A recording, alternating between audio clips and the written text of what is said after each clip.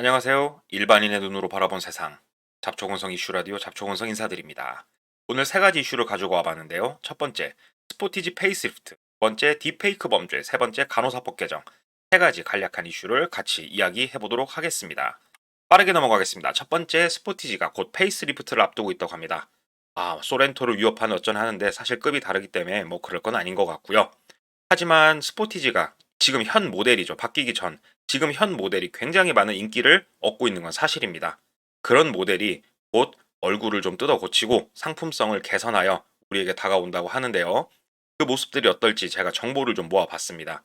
지금 보시는 화면에 하단에 나오는 이 사진들이 곧 바뀔 모델들의 예상 사진입니다.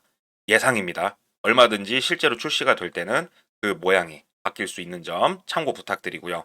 먼저 어떤 부분들이 가장 많이 바뀌었는지 외관을 살펴보도록 하겠습니다. 왼쪽 사진을 보시게 되면요. 전면부 사진을 좀 가지고 와봤는데요. 위에 사진이 현 모델, 아래 사진이 곧 바뀔 모델의 예상 사진입니다. 가장 먼저 보이는 거는 헤드램프가 왼쪽으로 갈매기 마냥 꺾여 있던 게 딱 라이트가 비처럼 쭉 찢어지는 모습을 보실 수가 있습니다. 오, 상당히 이뻐 보이죠? 패밀리룩을 완성을 하고 있는 것 같습니다. 스타라이트라고 하는데 이 모양이 바뀜으로 인해서 다른 카니발이라든지 뭐 소렌토 여러 모델들과 현 K8 이런 모델들과 상당히 같은 외형을 가지게 되었고요. 그릴 부분에 있어서도 조금의 변화가 눈에 띕니다. 그리고 이제 작은 소소한 부분인데 차량 상단을 보시게 되면 루프렉이라고 하는 장치가 있습니다. 지금 원을 제가 그려놨는데요. 저 루프렉은 우리가 차 위에다가 뭐 갓을 씌운다고 그러죠. 그 렉을 위에다가 얹을 때 고정하는 용도로 쓰이는 그런 부분인데요. 이게 기존에는 딱 차체에 붙어 있었어요. 그게 살짝 공간을 두고 떨어져 있게 변경이 됩니다. 이렇게 되면은 차가 좀 더 위로 커 보이고 이런 여러 시각적 효과를 낼 수 있겠죠. 이런 면에서 전 루프렉은 괜찮다고 생각을 하고요, 개인적으로. 오른쪽 사진을 보시게 되면은 후면 리어 부분에 있어서 변화가 이제 보이게 되는데요. 먼저 테일 램프, 우리가 뭐 속칭 대로등이라고도 하고요. 빠꾸등, 브레이크 등이라고도 하는 저 램프의 모양이 기존 모델에서 아래 사진을 보시게 되면은 이거 역시 기역자 모양으로 조금 더 차체가 커 보일 수 있게 디자인이 바뀐 걸 알 수가 있고요. 그 다음에 차량 범퍼 하단을 보시게 되면은 범퍼 하단이 모습이 조금 더 간결하게 이렇게 바뀐 모습을 볼 수가 있습니다. 그리고 휠 디자인도 변경이 있을 건데요. 지금 유출되는 사진을 보아하면 지금 현재 판매가 되고 있는 EV3라든가 EV9 이런 차들의 휠을 보게 되면은 뭔가 휠 내부에 네모가 뭐 들어가고 조금 더 각져 보이기도 하고 세련되고 미래지향적인 그런 디자인이 보이는데요. 그런 모습들이 혜택이 될 거라고 예상을 하고 있습니다. 실내의 변화는 사실 외관보다 크게 두드러지지 않습니다. 그 이유는 그동안 페이스리프트를 쭉 보게 되면은 실내보다 외관에 있어서 많은 변화를 주었죠. 그래서 실내는 외관처럼 많은 변화는 없습니다. 스티어링 휠 핸들 모양이 지금 보시는 것처럼 간결하게 바뀌게 되고요. 참고로 왼쪽 사진과 오른쪽 사진은 전부 다 페이스리프트 예상도입니다.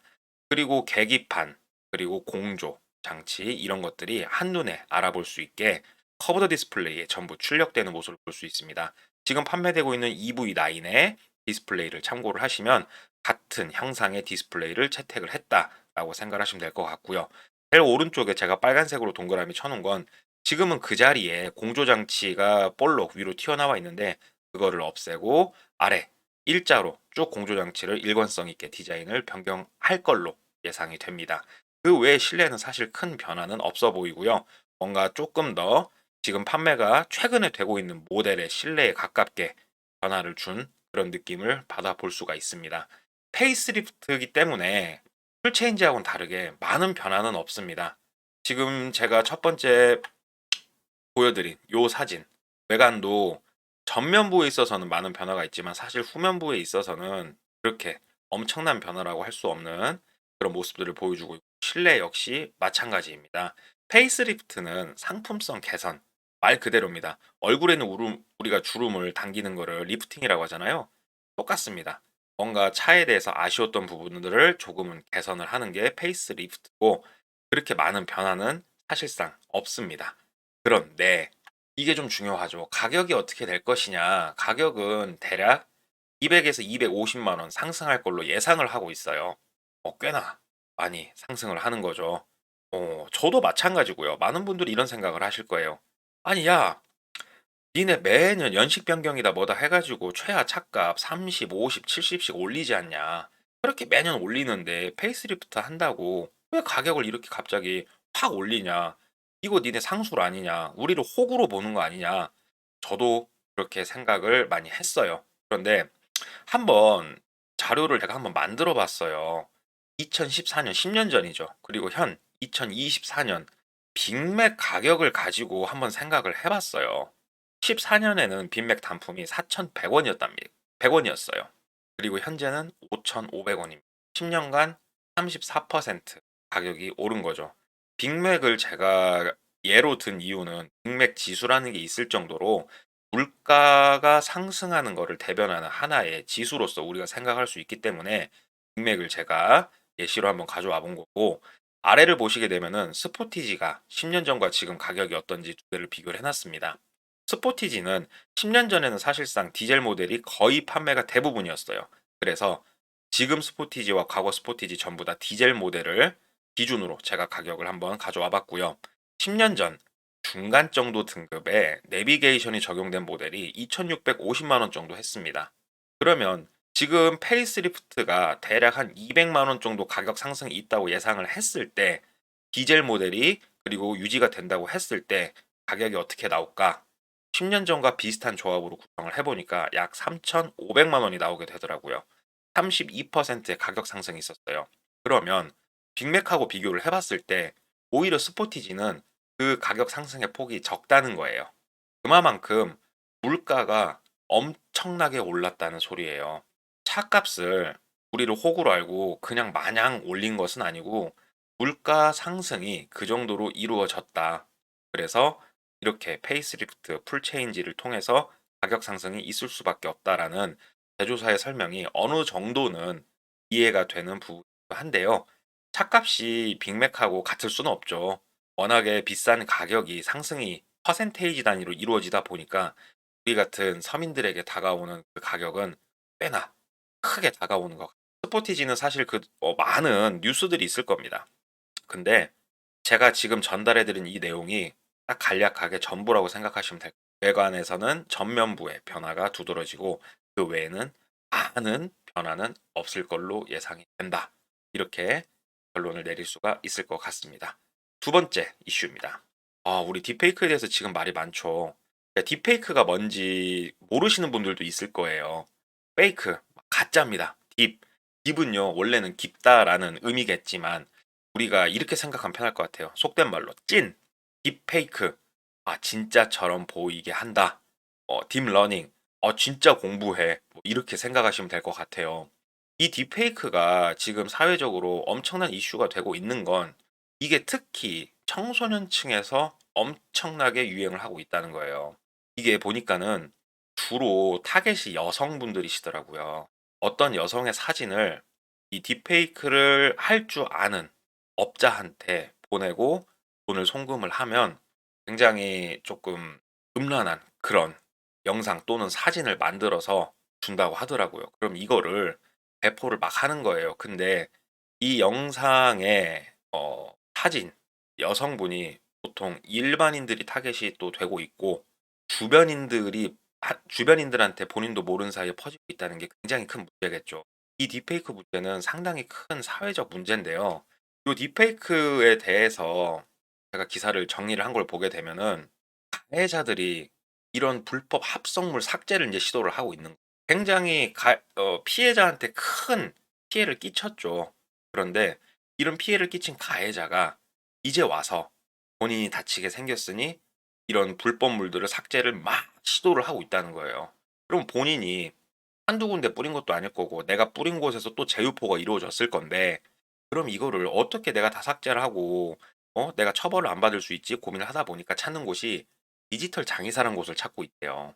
이 디지털 장의사는 인터넷상에서 이렇게 퍼져 있는 어떤 특정한 것들을 긁어 모아서 삭제를 해주는, 없애주는 그런 일을 하는 사람들이 디지털 장의사라고 하는데, 이 디지털 장의사에게 문의를 하는 문의자들이 10대 청소년들과 그 청소년의 부모들 요청이 많아졌다는 거예요.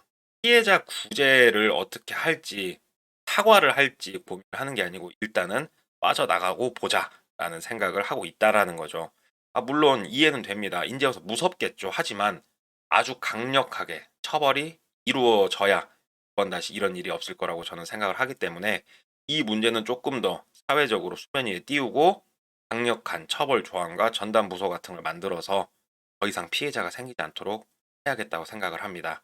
이런 생각을 하고 있는 와중에 대한민국 법원이 아주 솜방망이 처벌을 한 걸로 또 시끌시끌합니다. 딥페이크에 집행유예 판결을 내려준 겁니다. 어질어질하죠? 무죄 판결을 한 거예요.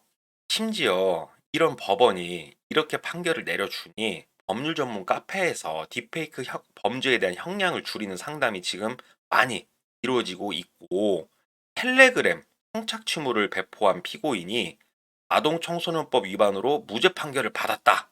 법원이 해준 거죠. 법원이 이런 무죄 판결을 해주니까 법률 전문 카페라든지 법무법인이라든지 변호사들이 움직일 수 있는 빌미를 제공을 해주게 되는 거죠. 대한민국 법원은 참 대단한 것 같습니다. 아주 본인만의 소신이 확고한 그런 집단인 것 같습니다. 딥페이크에 대해서 처벌을 제대로 하지 않는다면 우리 주변에 내 가족, 내 지인들이 엄청나게 피해를 입는 그런 모습을 우리가 보게 될 게 자명한데, 왜 이러한 판결을 내렸는지 생각이 많아지는 그런 뉴스입니다. 다음으로는 간호사법에 대해서 제가 좀 가져와 봤어요. 간호사법에 대해서 이번에는 우리 윤석열 대통령님께서 웬일로 거부권을 행사하지 않을 것 같다는 뉴스가 나왔고요. 정말 오랜만이죠. 거부권을 행사하지 않으시는 게. 저는 이 거부권이란 게 원래 늘 행사해야 되는 건 줄 알았어요. 이번 정부를. 물론 이번 정부를 많이 비판하는 건 아닙니다만, 어찌됐건 다시 본론으로 들어가서 간호법은 PA 간호사의 법적 근거를 마련하는 거다. 자, 이 간호법에 대한 지금 현 이슈를 알려면은 먼저 PA 간호사가 뭔지를 알아야 돼요. PA 간호사는 의사를 보조하는 간호사예요. 수술을 옆에서 보조하면서 막 수술 부위를 봉합도 하고 의사가 해야 될 일을 같이 도와주는 간호사란 말이에요. 그러면 자, 의사가 해야 될 일을 도와주는 게 PA 간호사입니다. 근데 우리나라의 의료법에는 이런 근거 규정이 없어요. 근거 규정이 없다 보니까 의사들은 본인이 해야 될 일을 도와주는 간호사들에게 따로 수당을 지급한다던가 어떠한 보수를 추가로 해줘야 될 의무가 없었어요. 그런데 이 간호사들, PA 간호사들에 대해서 딱 법률로 니들은 여기까지 정확하게 할 수 있어 라고 선을 딱 그어주게 되면은 그때부터 의사들은 지출이 커지겠죠. 본인의 일을 뺏기게 되는 거겠죠. 그렇게 얘기를 하고 있는 거예요. 그러면서 의사들이 뭐라고 하냐? 안 된다. 이건 의사의 영역이다. 왜 간호사들 니들이 이거를 하려고 하냐? 왜 이거를 정부 니네가 법적으로 만들어서 합법을 시켜주려고 하냐? 왜 그러겠어요? 의사 당신들이 원래 그동안 시켜왔잖아요. 많이들 시켜왔잖아요. 그래 놓고서 지금 의대 충원한다고 하니까 파업하셨잖아요.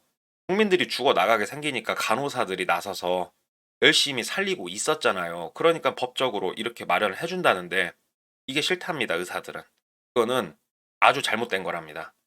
저는 이 PA 간호사에 대한 이 법은 맞다고 전 생각을 합니다, 개인적으로. 분명하게 선을 딱딱 그어주는 게 맞다고 보고, 미국이나 영국, 다른 나라에서는 법적으로 규정된 제도예요. 이게 잘못된 제도가 아니라는 거예요. 다른 나라에서, 소위 말하는 선진국에서 이미 도입이 되고 실행이 되고 있고, 굉장히 잘 정착된 그런 제도라는 말이죠. 그래서 저는 이번 간호법 같은 경우에는 그래도 밀어붙여서 어느 정도 가이드라인을 정확하게 잡고 간호사들이 더 이상 눈치 보지 않고 본인이 해야 될 선을 정확하게 지킬 수 있게, 그리고 나아가서는 그동안 해왔던 것처럼 의사가 본인의 일을 더 이상 떠넘기지 않도록 의사는 의사 본연의 일을 충분히 하고 간호사는 간호사 본연의 일을 충분히 하면서 충분한 보수와 대우를 받을 수 있기를 희망합니다. 어, 이런 부분에 있어서는 그래도 참 어떻게 보면 좋은 뉴스라고 생각하는데 이 부분은 간호조무사라든가 의사 사이에 껴가지고 상당히 말이 많을 내용인 것 같습니다. 다행히 오늘 지금 촬영하고 있는 29일 파업은 하지 않기로 결정을 했다고 하는데요. 물론 이 간호사에 대한 처우를 개선하지 않는 병원에서는 파업을 진행할 것 같습니다.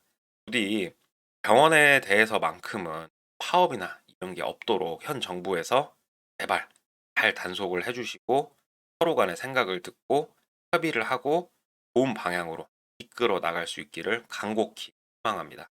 오늘 짤막하게 세 가지 뉴스 이슈를 가져와 봤고요. 어, 제가 돈 드는 거 아니니까 다들 구독 한 번씩만 좀 부탁드리고요. 지금은 제가 많이 부족해요. 그런데 영상 촬영을 하면서 말하는 속도라든가 영상의 질이라든가 점점 제가 늘려가고 좋아지는 모습 보여드릴 테니까요. 구독 한 번씩 부탁드리고요. 억울한 일, 답답한 일, 슬픈 일, 아주 뭐 분노하는 일, 정말 이 기상천외한 일들이 있다라고 하시면 아래 보이는 제 메일 주소로 제보를 해주시면은 제가 취재를 하고 그 내용에 대해서 영상을 만들고 같이 생각해보고 고민해볼 수 있는 또 그런 채널로 보고자 하니까요.